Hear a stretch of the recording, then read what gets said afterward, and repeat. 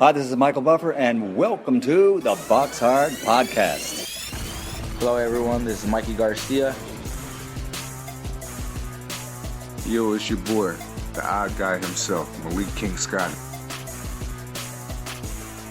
Hi, I'm Charlie Edwards. This is Fast Eddie Chambers, and you're listening to the BoxHard Podcast with my main man, Joey Coastman. Hello, everybody, and welcome to episode 59 of the BoxHard Podcast. I'm your host, Joey Coastman. I am joined, as always, as most of the time, by my panel member, my co-host, Mr. Ayaz Sumra. Ayaz, how you doing? I'm good, Joey. How are you? Very good, my friend. Very good. Good to have you back. Right, we're going to dive straight into part one. Part one, of course, we're back to normal now. Last week, it was a bit of a crazy schedule. We had 3 guests on. This week, we're back to normal. And we're going to dive into part one, which, of course, if you've listened before, consists of the review part. So we're going to just fly through this as quick as we can because there's quite a bit to go over on this week's show. So we're going to start with a card that took place over in Spain. Just one fight to mention over there. Top of the bill, Kiko Martinez, of course, former world champion. He picked up a points win over 8 rounds. His opponent was, he had a losing record. He was always going to win this fight. It was just really a keep busy fight. He seems to have a lot of these fights in Spain. I don't really see the point. But Kiko Martinez's new record is now 36 wins, 7 losses, and of course that 1 draw. That's it for Spain. We're now going to come over to the UK. We're going to start with a card that took place on Friday over in the Brentwood Centre, of course, in Brentwood, Essex. Top of the bill, I'm going to start with the top of the bill fight, to be honest. Lee Markham. Now, he took on Andrew Robinson. Both of these guys lost, but gave really a good account of themselves against Frank Buglioni. So it was quite a bit of a war when they fought Frank Buglioni. So this one was always shaping up like it was going to be a bit of a war. And I tell you what, we were not let down. It was a bit of a war here. It really, really was. In my opinion, I think that Lee Markham nicked it and the judges agreed there. It was very close on the scorecards and all that. But Lee Markham picked up the unanimous decision after 10 rounds. He seemed to land the more cleaner shots. I think Robinson's a bit he's clever, he's pretty skillful, maybe the more skilled of the two fighters, but I think that he just wasn't really landing clean enough. He like I say, was pretty silky, pretty skillful, but his shots weren't really landing clean. They were kind of skimming, and he missed a lot. And Markham, I think he's kind of in your face type of fighter. I think that as well, another factor of that fight is that Robinson seemed to run out of steam a little bit. Both guys hurt each other multiple times in the fight. It was a good fight, but Lee Markham retains his English middleweight title there, so all the best to him. They both had like a post-fight interview where they were both talking about the fight, and Andrew Robinson now, he claimed it was a robbery. I think he was a bit harsh. He said if he has a rematch, he's going to knock him out. And I think Lee Markham, I will just say, he was being very, very nice. He was showing great sportsmanship after the fight, and it was a bit distasteful, to be honest, to see Andrew Robinson kind of just dismissing it like, yeah, I'm going to knock him out if we get a rematch in. So a bit disrespectful there, but all the best to Lee Markham. He won the fight at the end of the day, so his record now 17 wins, 3 losses and 1 draw. Andrew Robinson, 18 wins and 3 losses. Still, decent records for both guys there. Also on this bill, he defended his British welterweight title successfully here. Bradley Skeet, a big friend of the show, he cruised to 25 wins. Of course, he's got that 1 loss to Frankie Gavin in a really, really close fight. And Bradley Skeet picked up a unanimous decision win over John Fain. It was a closer fight than many anticipated going into the fight, to be honest. John Fain, I don't think he had all the notice in the world. I think he had maybe 3 weeks or something like that. I can't remember. I might have that. It might have been a bit longer than that, to be honest. But, Bradley Skeet, I thought he was going to wipe him out. But John Fain was actually taller than Bradley Skeet. Both guys, I think John Fain's 6'2". I think Bradley Skeet's 6'1". Both guys, it's crazy how they can make 147. But both guys were like giants in there. And Bradley Skeet's so used to punching down. This time he had to punch up. He got the job done, but it was a little bit rough and tumble over the 12 rounds. But as I say, he retains his belt, so good stuff there for good friend of mine, Bradley Skeet. So all the best to him. Also on that bill, Boy Jones Jr. He started the fight pretty good against his opponent, Martin Hillman.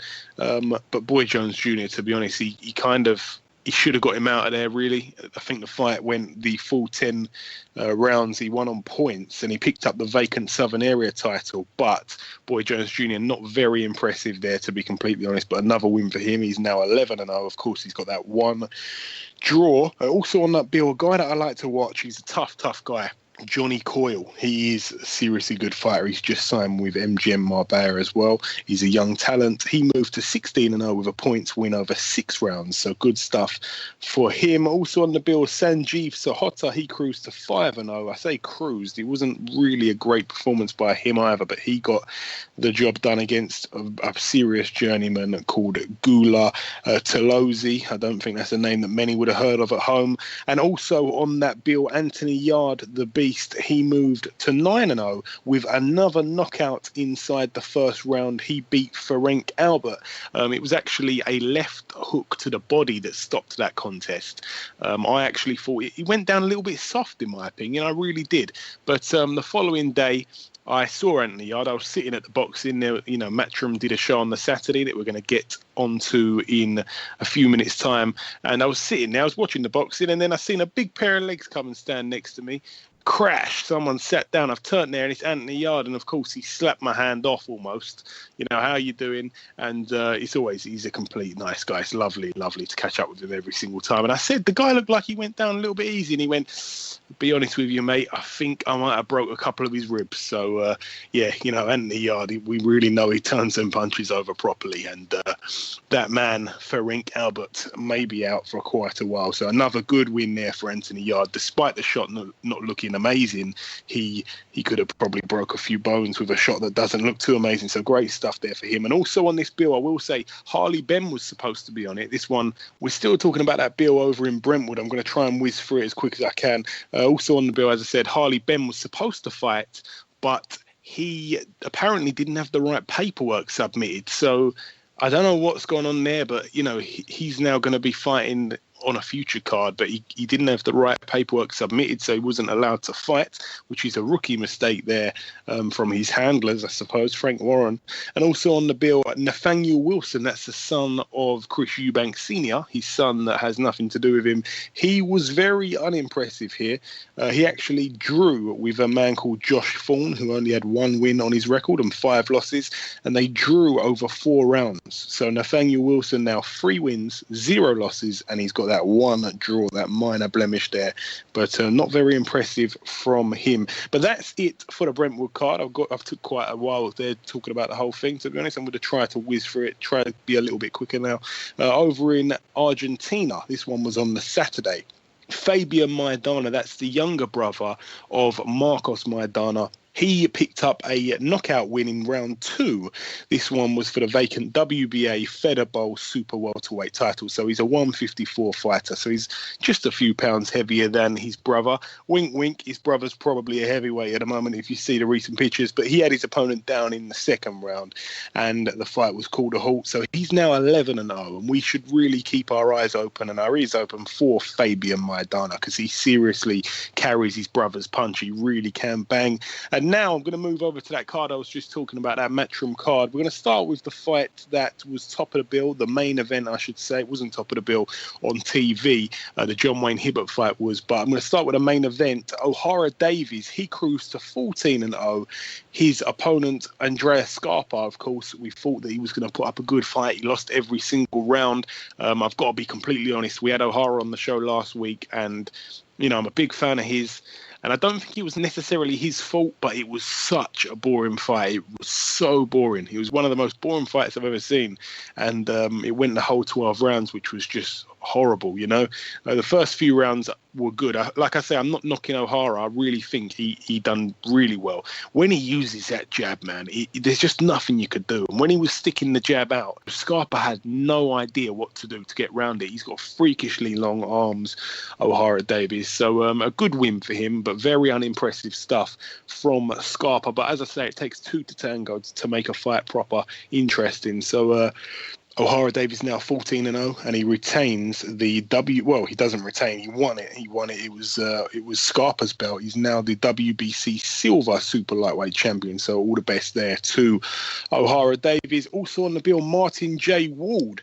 Now, I was actually sitting next to his dad, and one side of my head was completely numb. My ear was almost, I could hardly hear anything from it. It almost went deaf. His dad was screaming the whole fight. But I actually think he got the job done a lot wider, in my opinion, than what the judges had it. Some judges had one round in the fight, and I honestly think he won a serious majority of those rounds. And I don't want to upset any Scottish listeners that may be listening, but Ronnie Clark, he didn't disgrace himself. He was very, very awkward, man. Very, very awkward. Something to do with that red hair that he was sporting on the night. But yeah, nonetheless, Martin J. Ward moves to 16-0. Of course, he's got the 2 draws, and he successfully retained his British super featherweight title. He was actually down in round 10 as well. That was a big round there for Ronnie Clark, who has a record now of 17 wins, 4 losses and 2 draws. Also on the bill, again, we had him on last week's show. It was heartbreaking to see it. Ben Hall, he stepped up in class hugely, tried to capture his 10th win. He's only a youngster. He's only had a bunch of fights. He really shouldn't have stepped it up that early. We're all experts when we look back now, but he got in there against tricky veteran Carson Jones.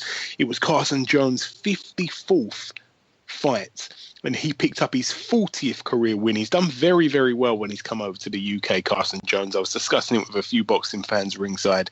He really has done well in pretty much all of his fights over here, and I know that Ben Hall was absolutely heartbroken. He put up a good fight while it lasted. He hurt his right hand. I think he might have broke his right knuckle, something like that. Well, one of his knuckles in his right hand. And then I think he dislocated his shoulder or something like that. He had a bad problem with his left shoulder and his right hand, so he pretty much couldn't do anything. He was just using the jab, and his jab was very effective. And in fact, he was loading up with some left hooks that were catching Carson Jones. He hurt him a couple of times, but ultimately Ben Hall's corner threw in the towel in round 6. So Carson Jones picks up the WBC International Silver Super Welterweight title, and Ben Hall will have to go back and come again, unfortunately, but all the best to him. John Wayne Hibbert was also on that bill. He got knocked out in round 4 by Martin Geffen. John Wayne Hibbert, of course, I think that's it for him. I think he's actually retired, I believe, after the fight. I hope he stays retired. He's a lovely, lovely guy, really is. You can't meet many nicer in this game than John Wayne Hibbert, but he shouldn't really be losing to Martin Geffen. And Martin Geffen, no disrespect to him at all, but he had accepted this fight on late notice as well. So really, John Wayne Hibbert really should have done the job here. So really disappointing stuff from him. Also on the bill, Ted Cheeseman moved to 7-0 with a TKO over Lloyd Ellert in the second round. Lloyd Ellert now 20 wins and 2 losses. So although he had Lloyd Hunnigan in his corner, well, not in his corner, he was actually in the crowd, but he was part of his team for the build-up and the training and what have you. So Lloyd Ellert, he couldn't be helped by Lloyd Hunnigan, and Ted Cheeseman got the job done. But I think Lloyd Ellert had a good start to the fight, and I don't want to throw too many question marks, but I think it maybe could have gone on a few more seconds. I think the referee was a little quick to jump in, but that's just my opinion. Also on this bill, a huge shock. Jake Bull got knocked out in the first round. This one was for the vacant WBA International Light Heavyweight title. Now, Jake Bull, within about 10 seconds of the first bell, he landed a punch on JJ McDonough, another man that came into this fight with seriously short notice. He only had a matter of days or something, I believe, for preparations here. His record was 13-3. Jake Bull, we've all heard about his great sparring with James DeGale. We all hear that he can handle himself in the gym amongst great fighters, and he's looked brilliant. He really, really has, and he's been on the show a few months back as well. But Jake Bull, he hurt JJ McDonough within like the first 10 or 12 seconds of the fight, and I think Jake Bull, it's a bit of a problem of his. Once he lands a good shot and he actually feels that he's hurt someone a little bit, which he did, he jumps in and goes crazy. He throws absolutely everything. So while he was absolutely just swinging and windmilling and throwing every single shot you could think of, he really tries to get you out of there once he's hit you. And I think he's got to be more patient. He just tried to jump all over him. And while he did that, he got hit with a shot out of nowhere. You know, one of those shots that he didn't see come in, and one of those shots that JJ McDonough just threw with hope that it hits him. I don't even think he was looking. He just threw a wild shot, and it caught Jake Ball, and it backed him up. And then the momentum changed, and JJ McDonough jumped all over him, started hitting him. He actually knocked him out of the ring. And then, you know, he had to climb back in under the bottom rope. And as I say, when he got back up, JJ McDonough landed a few more shots and then knocked him cold out, and he was completely out. The whole arena went silent. No one could believe what they had just seen. And the ambulance, you know, they all jumped in there. It was quite worrying at first. It really, really was. So we wish Jake Ball the best, but that was, you know, that's a big question mark there. And it's not like he only lost because of a lucky punch. He was getting beaten up since the first punch landed. It wasn't like a quick knockout. He was getting bashed up. He really was. So big question marks there for a man to come into that fight with not a tremendous record, a decent record, 13-3 from JJ McDonough, but he only had about a handful of days' notice, and he's come in there and beat a prospect like Jake Ball. That's serious question marks now towards Jake Ball. Also on the bill, Reece Bellotti. He picked up the English featherweight title. So Reece Bellotti now 8-0 with a win over Ian Bailey. Ian Bailey retired in round 7. Bellotti's a good fighter. I really, really think he is. And he was actually sitting front row after his fight. You know, he came out with his belt over his shoulder. He was sitting in the front row. And the seat he was sitting in, Arj from The Only Way is Essex was sitting in his seat. And he come over and said, "Oh, you're in my seat." And Arj went, "Oh, sorry, mate, I'll move." And he moved. And then Bellotti sat down for about 10 seconds and he went, "All right, Arj, you can have my seat back. Go on, I'll go and sit in that seat that you just sat in about row 5 or 6. What a nice character. So all the best there to Reece Bellotti. He's now 8-0. He's undefeated, and he is from the same stable, the same training camp as Jake Ball. So I hope that... well, you know, a win and a loss on that card for those guys, but you know, they're good people. They really, really are, and I wish them all the best. The whole camp. Also on the bill, Charlie Edwards. He closed out the year on a high. He picked up a TKO victory in round 3. This one was at super flyweight.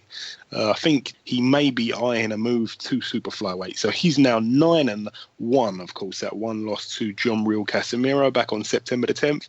So Charlie Edwards closes out the year on a high there, and he's back to winning ways. So all the best to him. Craig Spider Richards was also on the bill. He moved to 7-0. He picked up a TKO in round 2. A good win for him against an experienced journeyman.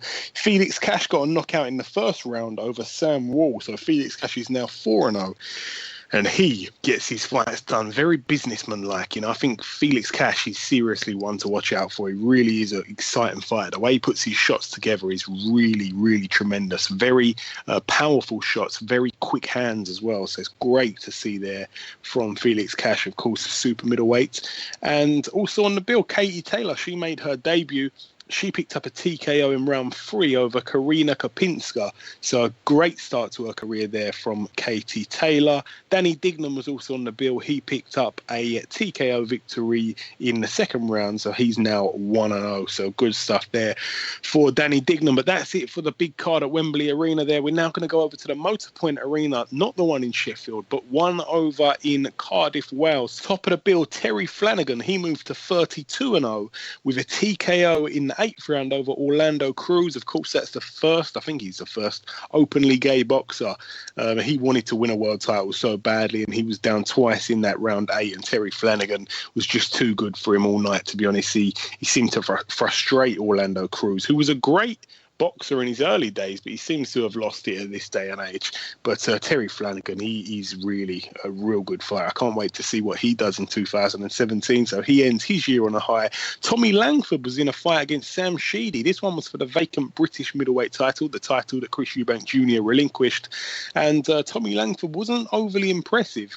And in the 12th round, about 10 seconds from the final bell, a headbutt come in from Sam Sheedy. Well, I say a headbutt, it was a clash of heads. It wasn't nothing intentional, but that opened up a big cut on his eyebrow. So it's a good job that happened as late as it did. Otherwise, it might have caused some sort of trouble during that fight. But Tommy Langford picked up a split decision after 12 rounds, or a split decision win. And Tommy Langford's now 18-0, and Sam Sheedy 17-2. Also on the bill, Tom Stalker. He lost out in his fight against Craig Evans. This one was another close fight between these guys. It was a 10-round majority decision in favour of Craig Evans, so he takes Tom Stalker's WBO European lightweight title. So Craig Evans now 16 wins, with the 1 loss and the 2 draws, and Tom Stalker 11 wins, 2 losses and 3 draws, a record that really doesn't tell you how good he is. I think he's been very, very unlucky, Tom Stalker. When he's been in the big fights, he just hasn't been able to perform. Also on that bill, Liam Williams, he got the job done in 8 rounds against Gabor Gorbix. This was a good win for Liam Williams. He is a truly good fighter. I can't wait to see what his 2017 consists of as well. And he also picked up the vacant WBO European super welterweight title in this fight. So great stuff there for him.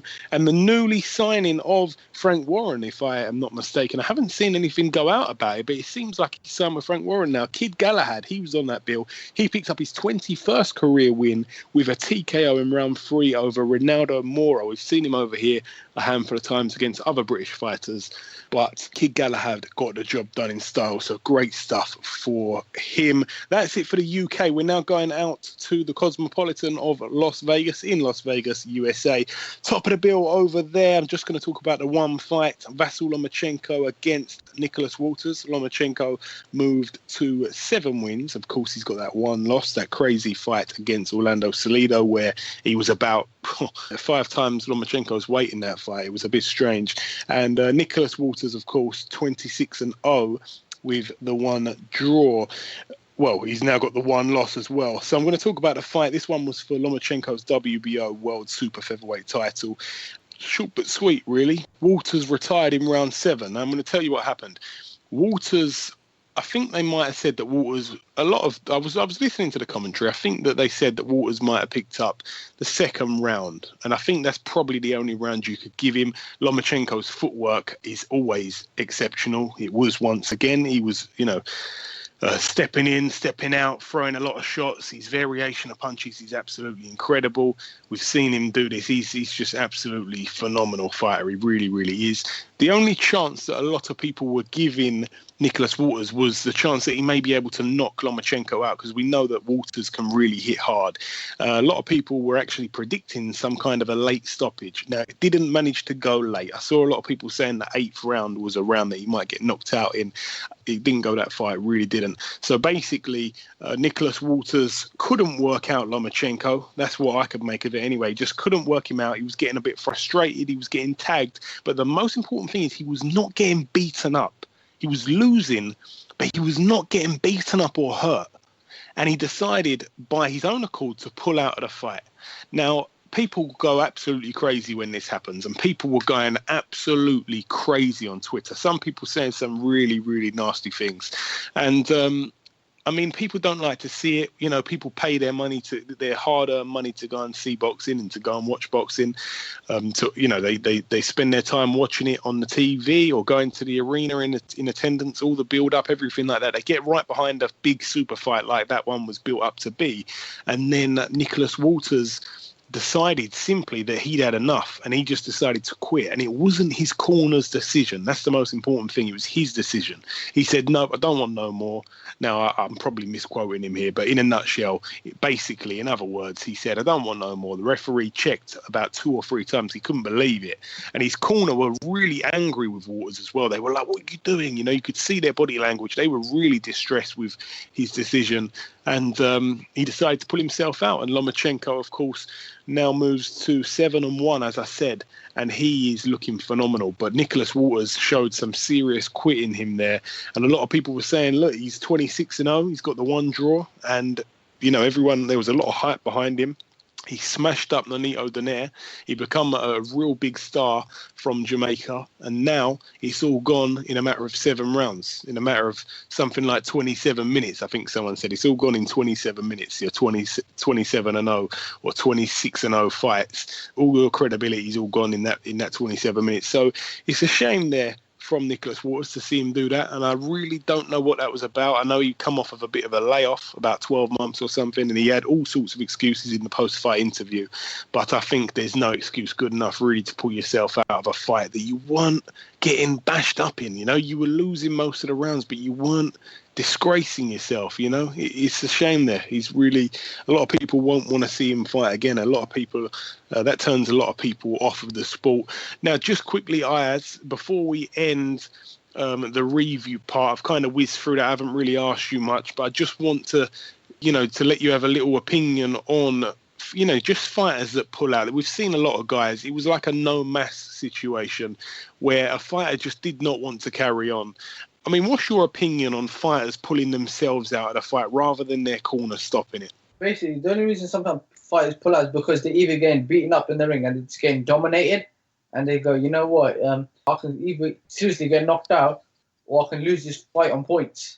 Yeah, that's obvious, of course, but in this fight, he wasn't getting hurt. He wasn't getting bashed up. He was losing the rounds because Lomachenko was very crafty, but it wasn't like he hurt Waters at any point. He just decided to go. And I mean, in my opinion, I think that kind of people don't like to see that stuff. There's a lot of comparison between UFC and boxing. Of course, we've got to live with this every single day where people are both debating which sport's better. But in UFC, people go on the floor and it's all gory, the breaking of legs, the choking out and stuff like that. And here we didn't even see a guy get hurt and he's decided to quit in a fight. This is bad for the sport of boxing. I'm sure you agree with that, right? Oh, yeah, that's definitely true. That's very bad. That's bad for the sport because sometimes they say that people may not be dedicated to the sport if they're going to retire like that. Yeah, I agree with you. Now, just before we end part one, as I say, we've got to bring on our first guest. But just before we bring him in, Ayaz has lined up this week's news. There's not too much to go over, but of course, Ayaz comes in with the news whenever he's here. So, Ayaz, please bring in this week's news. Okay. Tyrone Nurse has signed with Frank Warren Promotions. Yes, that one was a little bit of a surprise. I know that he's been fighting on a lot of Eddie Hearn shows that I've recently seen, Tyrone Nurse, but I don't know, was he? I'm not sure if he was signed with Eddie Hearn or not.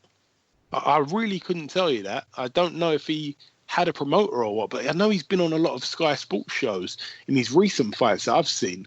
So I don't know if he's gone from Eddie to Frank or if he was just not promoted by anyone. I really don't know. It's bad on my part there. I should know, but I really don't know who he was promoted by. But anyways, with Frank Warren now, he's got a good record. A lot of people forget him, A lot of people forget how much of a good record he's got, and he is a good fighter. But it'll be interesting to see him moved up, perhaps in a higher level, and maybe Frank Warren can do that with him. So that should be pretty interesting. I've got to be honest. So Tyrone Nurse, I'll be brutally honest here. He's not one of my favourite people to watch. He's got a style that I don't really like watching. But yeah, anyway, let's come in with the next piece of news, please. Okay, David Haye will take on Tony Bellew at the O2 Arena on March the 4th. Yes, the press conference, of course, this week, and that is going to be a fight. I mean, it's one of those fights, it's just purely been built up with trash talk. It really has.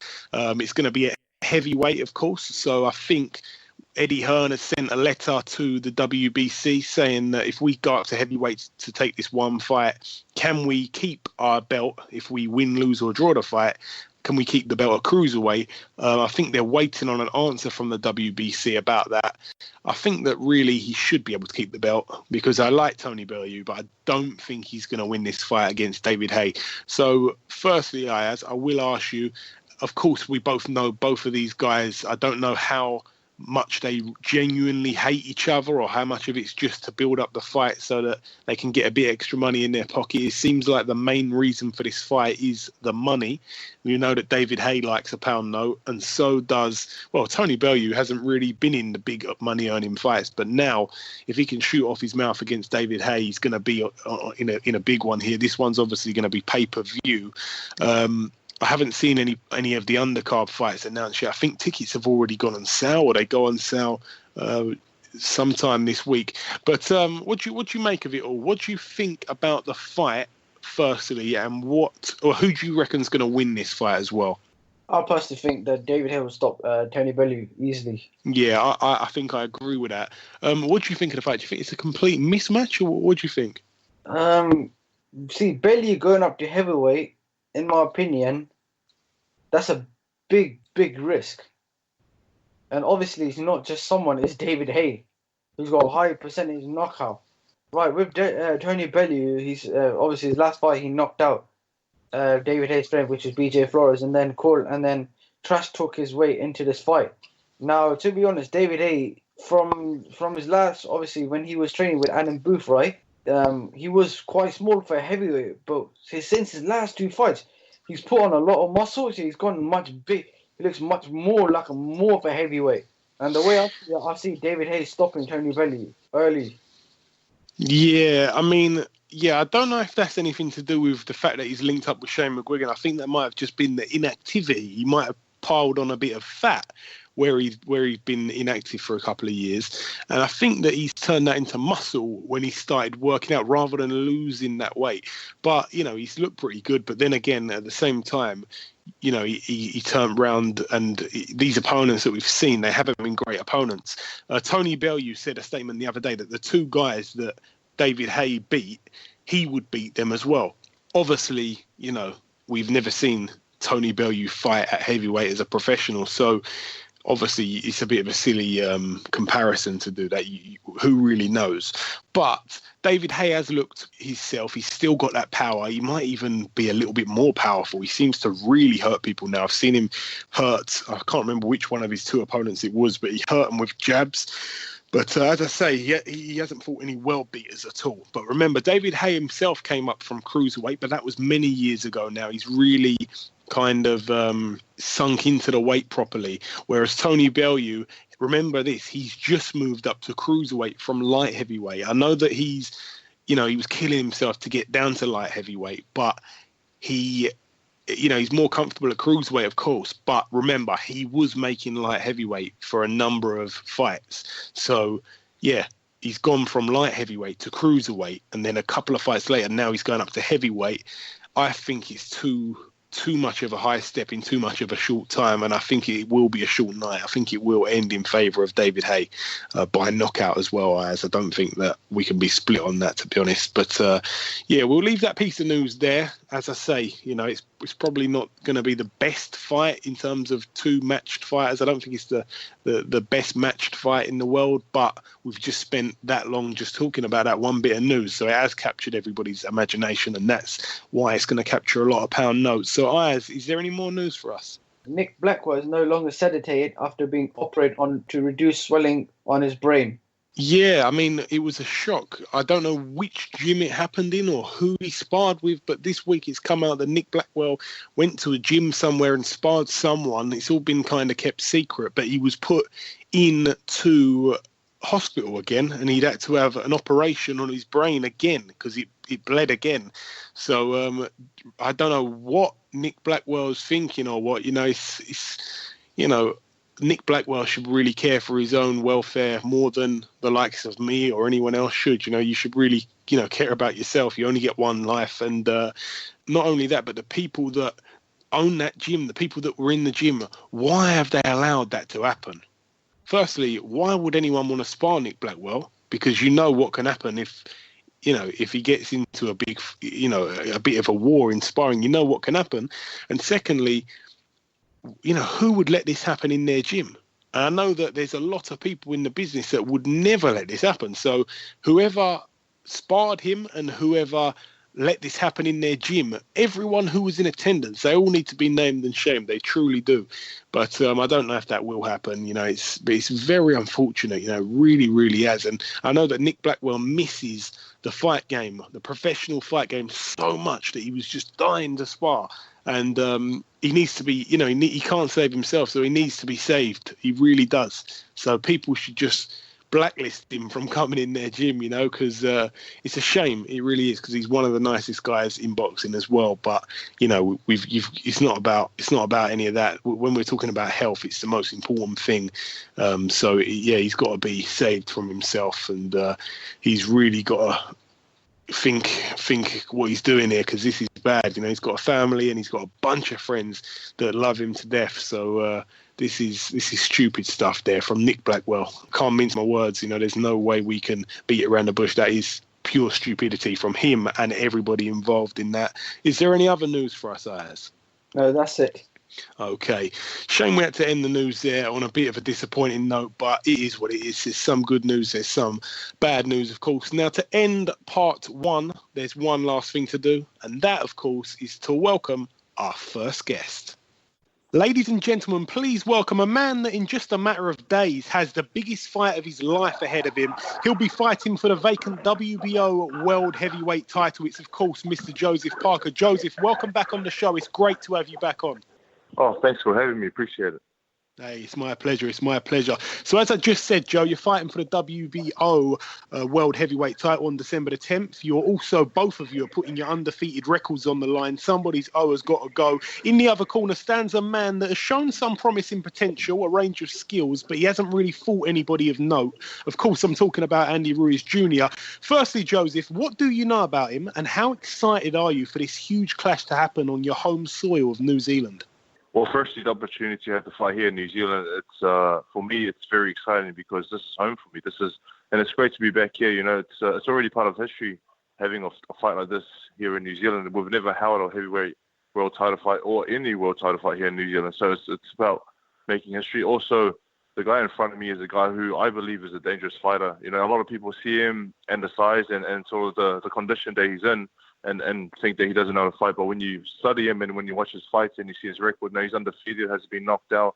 He brings a lot of speed, brings a lot of power. And I'm sure he's taking this fight very seriously because he's moved over to Big Bear with to train with Abel Sanchez. So, I mean, it's going to be a great fight. It's going to be a lot of fireworks. Yeah, absolutely. Both of you guys, of course, as I said, undefeated. You're 21-0 with 18 knockouts. He's 29-0 with 19 knockouts. So somebody's always got to go. As I said, combined record of 50-0. That's really exciting. Another big fight on the same night for another version of the heavyweight world title is Anthony Joshua against Eric Molina. Do you have any opinion on that fight at all, Joseph?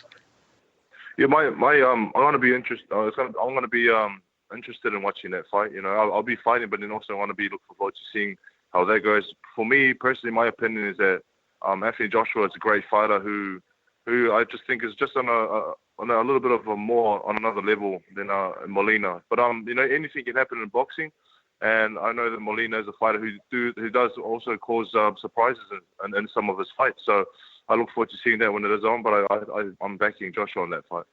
Yeah, I think everybody is, to be honest. And a couple of last questions I've got now, just pretty quick questions. I'm not going to push you for a prediction for your fight, but if you prefer to not say so, that's fine. But do you have any kind of prediction at all?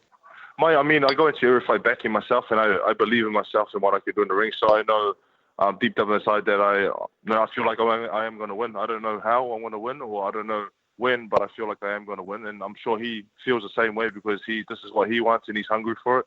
But I believe the training camp's gone well, so I was just going to leave everything in the ring and see how it goes. Absolutely. Now, finally, Joe, the last question I've got for you is, because we're all kind of getting into that Christmas spirit now, providing you win this fight and become the WBO World Champion, not overlooking no one, of course, what do you have on your Christmas wish list for 2017? Well, on my Christmas wish list, the only thing I would like to do is spend time with my family and my daughter. Now I have a daughter now, and I've been pretty busy for the past 3 years. So for Christmas, I just like to sit down as a family, have a nice meal, just spend quality time with family. I think family time is very important, and it's great for the soul and great for the heart. Absolutely. But in 2017, have you got your eye on anyone? Do you want those big fights with the likes of Joshua?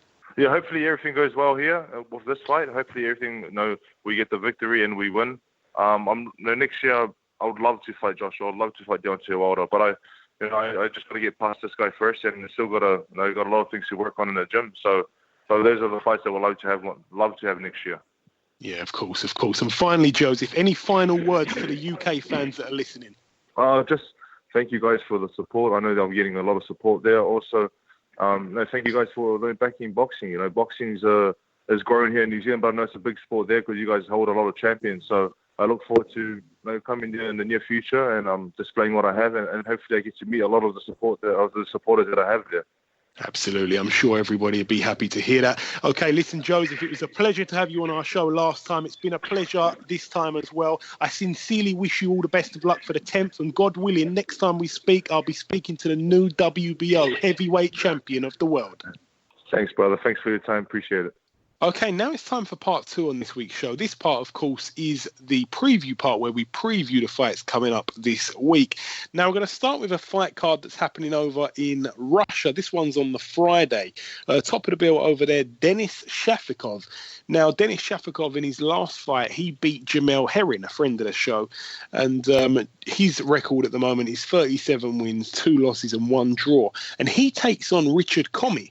Now, Richard Commey's 24-1 with 22 knockouts. His last fight and his only loss was a split decision to Robert Easter Jr. That one was for the world title. So Richard Commey, he's on, he's back out again.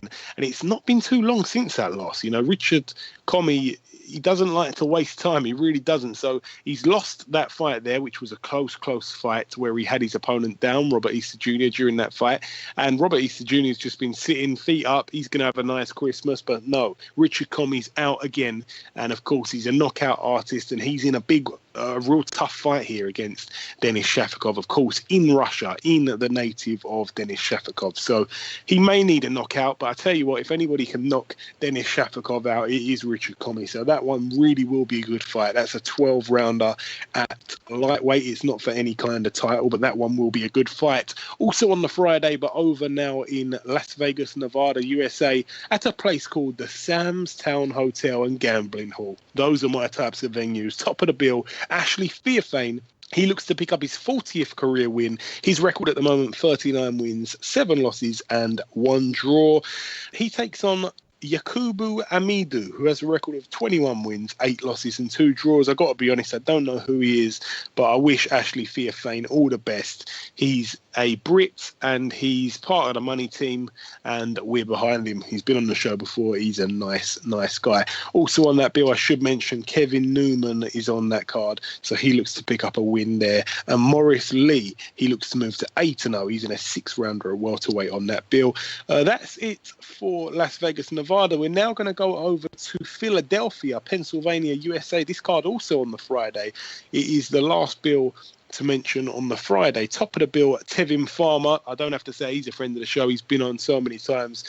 He puts his NABF super featherweight title on the line against Dardan Zenunaj, and Dardan Zenunaj has a record of 12 wins, 2 losses. And Tevin Farmer, of course, 23 wins, 4 losses and 1 draw. So all the best to Tevin Farmer, although I don't think he'll need all the best luck. Now we're moving over to Saturday. Okay, so Saturday, the 3rd of December, over in Bulgaria. There's one fight to mention over there. Kubrat Pulev, he is fighting on this bill. He's fighting for the vacant WBA Intercontinental Heavyweight title. It's a 12-rounder, of course. Kubrat Pulev, 23-1. He fights Samuel Peter, who has a record of 36-5. Now, Samuel Peter, of course, former heavyweight king, has had 2 fights. Of course, he was retired for a while. He's had 2 fights in the last 5 years. Both of those fights he's won by knockout or by stoppage, but they've been against proper journeymen. So he's in there in Bulgaria, in the backyard of Pulev, and he's all up against it, to be honest here. I think he's going to get knocked out, and hopefully we don't see him fight again because, he's been around for way too long now. And as I say, his last proper fight was 5 years ago where he got beaten up and he lost. So he shouldn't really be fighting, but hey, it is what it is. He's back in there again. It's a big name, I suppose, for Pulev's record, but it's one that he's just going to beat well, I think. So Pulev will probably move to 24-1, and this time next week we'll be telling you about that. But that's it for Bulgaria. We're now going to move over to Germany. One fight to mention over here, just top of the bill, Vincent Feigenbutz. He fights for the vacant IBF Intercontinental Super Middleweight title against Michael Keita. Now, Michael Keita has a record of 21 wins, wins and 3 losses. Feigenbutz has a record of 24-2. He should get the job done here, to be honest, pretty easily.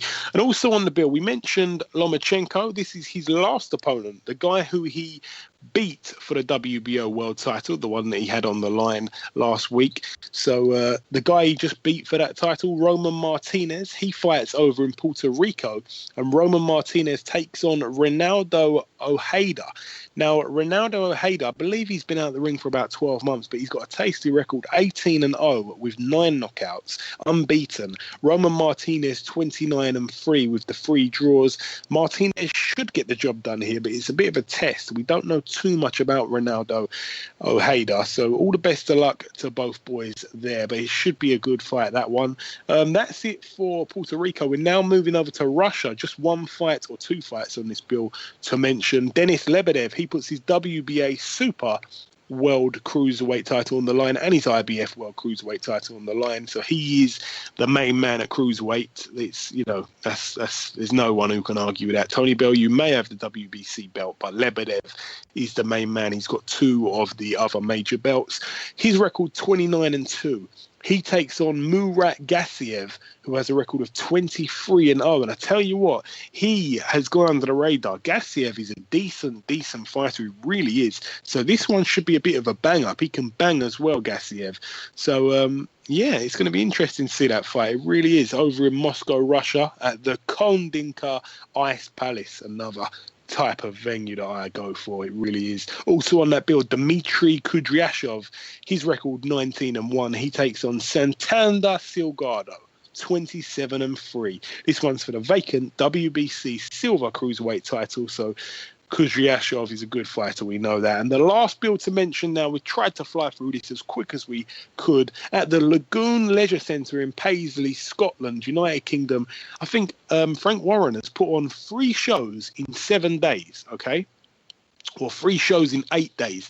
On the Friday of last week, he put on a card over in Essex, UK, England. And on the Saturday, he had a card in Wales. And now, this week coming on the Saturday, this one, of course, the 3rd of December, he's got a card in Scotland. So Wales, Scotland and England, 3 different shows, 3 different territories, all in 8 days. So great stuff there. He's keeping himself busy, Frank Warren, and it's just a bit of a warm-up for what he's got to do next year with BT Sport behind him. All those fight cards that we've been promised. Top of the bill over here, Billy Joe Saunders, he puts his WBO World Middleweight title on the line. It's long awaited this. It's almost been a year since he won it. Almost a year. It's about 9 days before the actual year it has been since he won that belt against Andy Lee. That really good fight, actually. So Billy Joe Saunders, 23-0, and his opponent, Artur Akavov, 16-1. He should get the job done relatively easy here against Akavov. He hasn't been in any great fights or anything like that, and he hasn't been at this level. So Billy Joe Saunders should really get the job done. But is the inactivity going to be a problem? I think probably not. Also on the bill, Jack Catterall, and it's exciting because Frank Warren signing Tyrone Nurse, and Jack Catterall was the mandatory for Tyrone Nurse's British title, and he chose to not take that fight, Jack Catterall, because he had just changed trainers and he wasn't ready for that fight just yet. So him signing with Frank Warren would make you think that they're going to try and, work that fight out. But Jack Catterall here, defending his WBO Intercontinental Super Lightweight title against Diego Gonzalo Luque. So Jack Catterall, 16-0 at the moment. Luque with a record of 20-3 with the 1 draw. Also on this bill, Stephen Ormond, he looks to pick up his 23rd career win. His record 22-3 at the moment. He takes on Zoltan Cesarbo. He's not a great fighter. I've seen him fight before. And this one's just to end his year on a high because he's been on a few roller coaster journeys this year, Stephen Ormond. Also on the bill, John O'Carroll, he looks to move to 13-0. And finally, former world champion Paul Butler. He's gone kind of quiet since he lost his world title. He really, really has. He seems to not really be making much noise, and people kind of forget. He just gets packed on these undercards. I feel a bit sorry for him. He's a class fighter, and hopefully we see him back at that world level very soon. But his record at the moment, 22-1. He's fighting at bantamweight here, and he takes on Alexander Cazares, who has a record of 13-7. So it should be a routine, easy win here for Paul Butler, but we wish him all the best. best, and all the best to all the guys that we've spoke about on the preview part of this week's show. Best of luck to everybody in the big fights this weekend. But that's really it for the preview. And we've done all the talking about this weekend just there. That's really it for the preview. And so before we end part two, before we end the show, essentially, we've got one last thing to do. And that, of course, is to welcome our second guest. Ladies and gentlemen, please welcome Doncaster's answer to the BFG. It's the colourful and charismatic heavyweight Dave Allen. Dave, welcome to the show. It's great to have you back on. Thanks a lot, mate. Good to be back. Yeah, excellent stuff, man. My pleasure. So, Dave, last time we spoke, it was the week of the Dillian Whyte fight. At that point, there was a little bit of needle between you both. You went on to lose for the first time in your career in that one, and now you seem to be best of mates. How's that all come about? Yeah, the needle, as you call it, it wasn't really there. Definitely wasn't there on my part. And to get the fight, I know I had to poke him. You have to poke the bear with the stick, kind of thing, to get a reaction. So I kind of got Dillian. I kind of wound up a little bit, to get the fight made. And since the fight, like I said, yeah, we've worked together a lot. We sparred for the Lewison fight, and now I sparred for the Chisora fight, and then this opportunity came up for me, and I took it. So. There's no one better to it than Dillian. He's a top fella, and he's a top fighter, and he's getting better every time I share a ring with him. So yeah, I'm very fortunate that what's come from that fight. I lost the fight, but I've gained a lot more from it. I'm very happy to be working alongside him. For this fight. Excellent stuff. And also, Dillian's in a big fight on the same card as you against Derek Chisora. Now, in my opinion, this is a complete 50-50 fight. I find it really hard to pick a winner out of those two. What are your thoughts on that one, Dave? I think Chisora from a few years ago would go into this as the favourite. I still don't think Dillian is 100% of what he can be. I still think he's on his way up. I think Derek's on his way down, so I'd make Dillian a favourite. I still don't believe he's shown what he can do in the ring. He boxed myself. I don't believe either of us showed our true colours that night. But, he's getting better all the time. I do think Derek's on the way down. So, I have to make Dillian the favourite in this fight, But Derek's very tough. He's been at the very highest level, So, if you made Derek the favourite off the back of that, you couldn't really argue it. But, I think at this time in the careers, one man's on the way up, one's on the way down. And I only see one winner. Okie dokie, fair point. Now, the reason that you're here, of course, is because you're set to fight the so-called most avoided heavyweight boxer in the world, that being Luis Ortiz. That's on December the 10th on the Joshua Molina undercard. Now, Dave, you'll know this yourself, that this guy, despite his last fight where he won every round against Malik Scott, but he didn't look impressive, he's truly a class fighter. You're known as a guy that does stand there and fight without giving away any kind of game plan or anything like that. Most people would say, it's not me saying this, but if you was to stand there and trade, that it wouldn't end well for you. Will we see you standing and trading throughout this fight, Dave? Well, first and foremost, the Malik Scott fight. Malik Scott is still a top heavyweight, with great skills. What you say what you're on about, he's got great skills. He's definitely at the top. I've put him definitely in the top 30. Ortiz dropped him 3 times and didn't drop around, so to call that a disappointing night, that shows what people expected him. But I look at the Jennings fight, the Thompson fight, 2 very good fighters, especially Bryant Jennings. I believe I rate him very highly.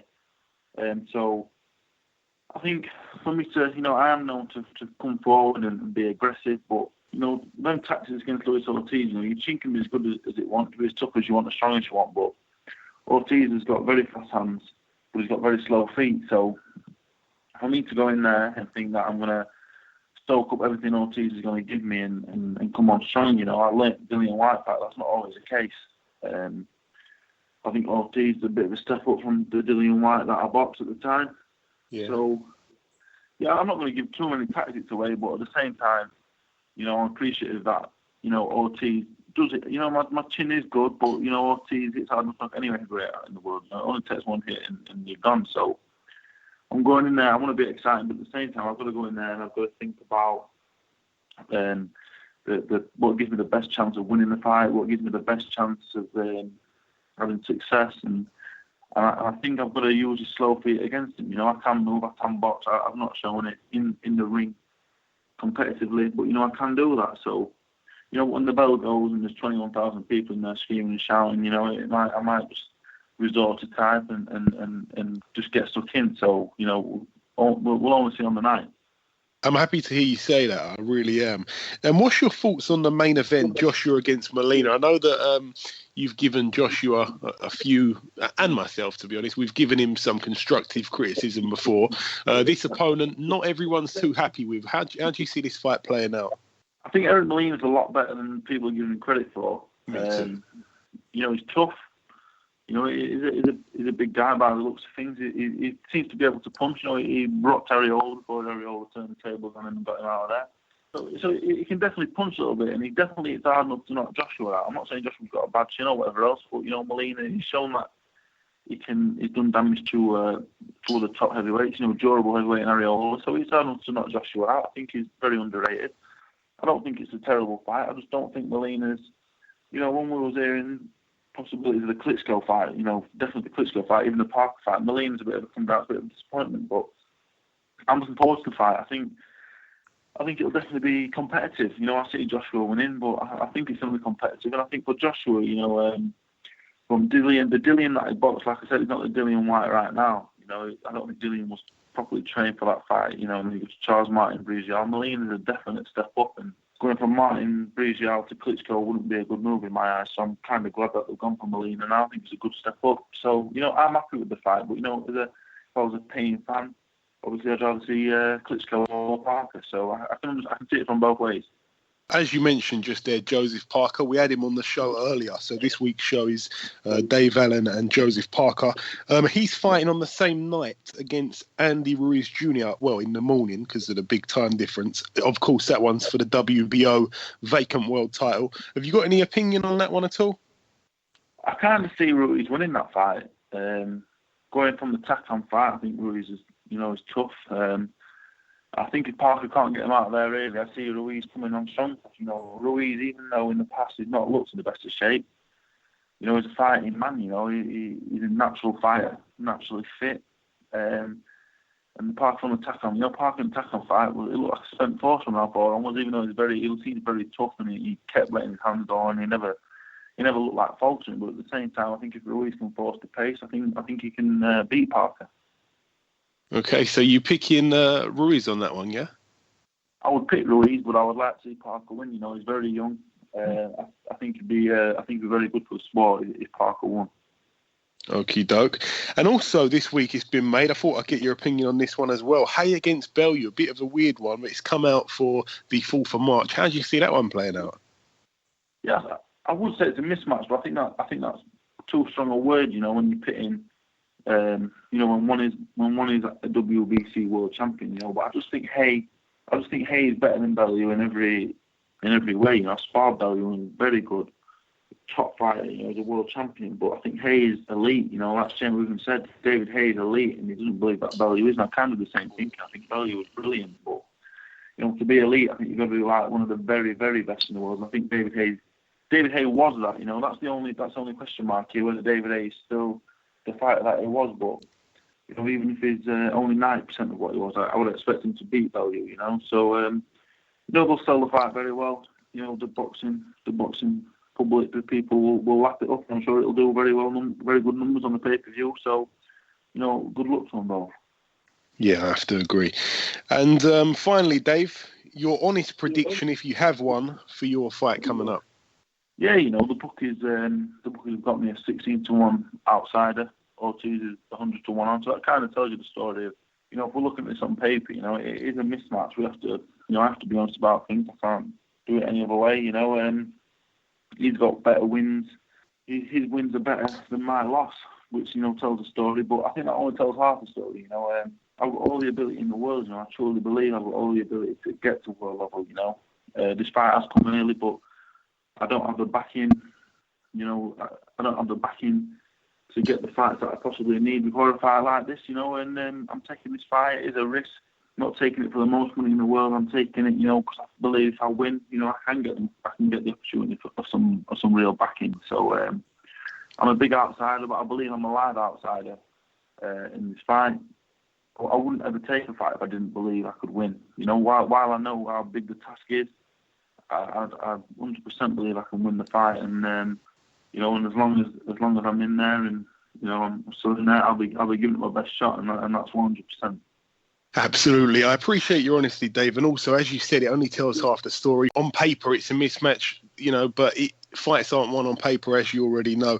Listen, Dave, I sincerely hope you beat Ortiz. I'll be cheering for you to get the win no matter what. I appreciate you giving us a bit of time this week, and we'll catch up after your fight, no doubt. Thanks very much, mate. Thank you.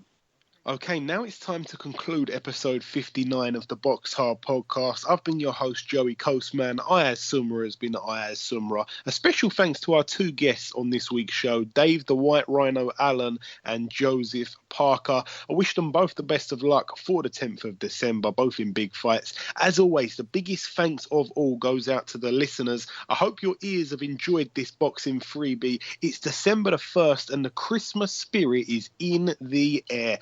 Just 2 more regular shows before we deliver the Christmas special on the 22nd of December, so look out for that. Myself and the elusive Ayaz will be back next week with another big show. As always, enjoy your weekends and we'll see you next week.